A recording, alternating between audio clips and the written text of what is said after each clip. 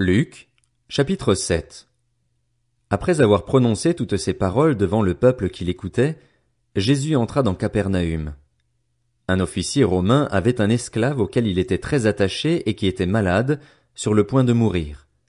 Il entendit parler de Jésus et il lui envoya quelques anciens des Juifs pour lui demander de venir guérir son esclave.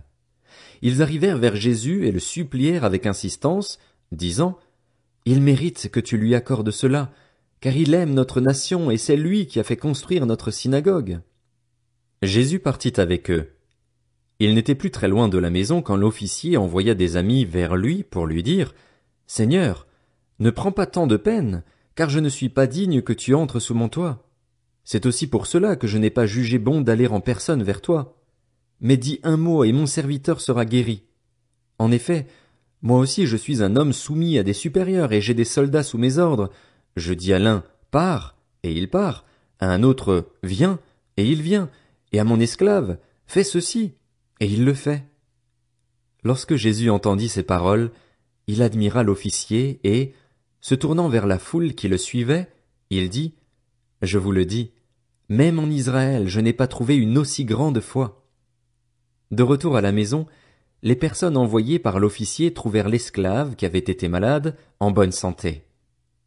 Le jour suivant, Jésus alla dans une ville appelée Naïn. Ses disciples, en assez grand nombre, et une grande foule faisaient route avec lui. Lorsqu'il fut près de la porte de la ville, voici qu'on portait en terre un mort, fils unique de sa mère qui était veuve. Beaucoup d'habitants de la ville l'accompagnaient. En voyant la femme, le Seigneur fut rempli de compassion pour elle et lui dit: « Ne pleure pas. » Il s'approcha et toucha le cercueil. Ceux qui le portaient s'arrêtèrent.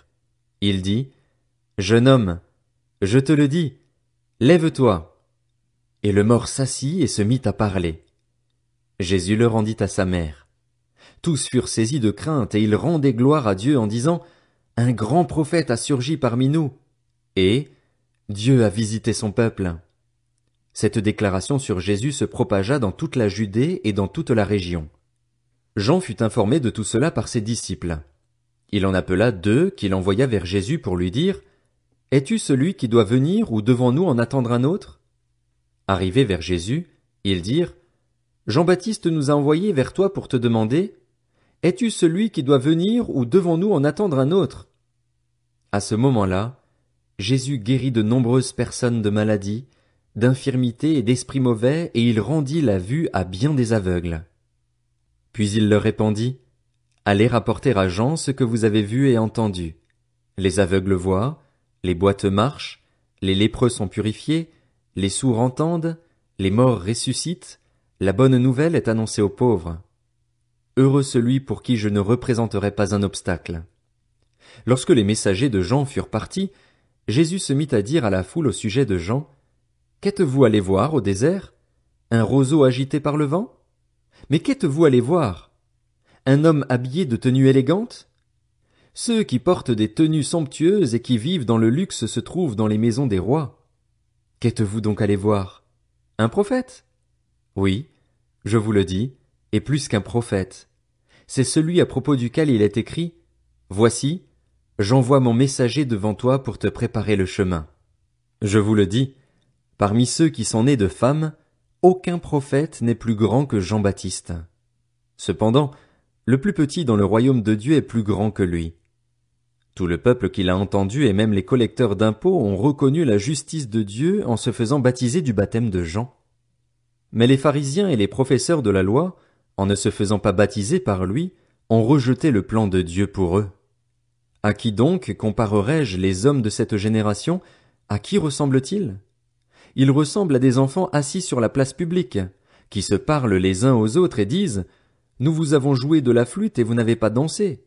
Nous avons entonné des chants funèbres et vous n'avez pas pleuré. » En effet, Jean-Baptiste est venu, il ne mange pas de pain et ne boit pas de vin, et vous dites: « Il a un démon. » Le Fils de l'homme est venu, il mange et il boit, et vous dites: « C'est un glouton et un buveur, un ami des collecteurs d'impôts et des pécheurs. » Mais la sagesse a été reconnue juste par tous ses enfants. Un pharisien invita Jésus à manger avec lui. Jésus entra dans la maison du pharisien et se mit à table. une femme pécheresse qui se trouvait dans la ville apprit qu'il était à table dans la maison du pharisien. Elle apporta un vase plein de parfums et se tint derrière, aux pieds de Jésus. Elle pleurait. Et bientôt elle lui mouilla les pieds de ses larmes, puis les essuya avec ses cheveux, les embrassa et versa le parfum sur eux. Quand le pharisien qui avait invité Jésus vit cela, il se dit en lui-même, « Si cet homme était prophète, il saurait qui est celle qui le touche et de quel genre de femme il s'agit. Il saurait que c'est une pécheresse. » Jésus prit la parole et lui dit, « Simon, j'ai quelque chose à te dire. »« Maître, parle, » répondit-il. Un créancier avait 2 débiteurs. L'un d'eux lui devait 500 pièces d'argent et l'autre 50. Comme il n'avait pas de quoi le rembourser, il leur remit à tous 2 leurs dettes. Lequel des 2 l'aimera le plus? Simon répondit, celui, je pense, auquel il a remis la plus grosse somme. Jésus lui dit, tu as bien jugé. Puis il se tourna vers la femme et dit à Simon, tu vois cette femme? Je suis entré dans ta maison et tu ne m'as pas donné d'eau pour me laver les pieds. Mais elle les a mouillés de ses larmes et les a essuyés avec ses cheveux. Tu ne m'as pas donné de baiser. Mais elle, depuis que je suis entré, elle n'a pas cessé de m'embrasser les pieds. Tu n'as pas versé d'huile sur ma tête. Mais elle a versé du parfum sur mes pieds. C'est pourquoi je te le dis, ses nombreux péchés ont été pardonnés, puisqu'elle a beaucoup aimé. Mais celui à qui l'on pardonne peu aime peu. Et il dit à la femme, tes péchés sont pardonnés. Les invités se mirent à dire en eux-mêmes, qui est cet homme qui pardonne même les péchés? Mais Jésus dit à la femme, ta foi t'a sauvée. Pars dans la paix.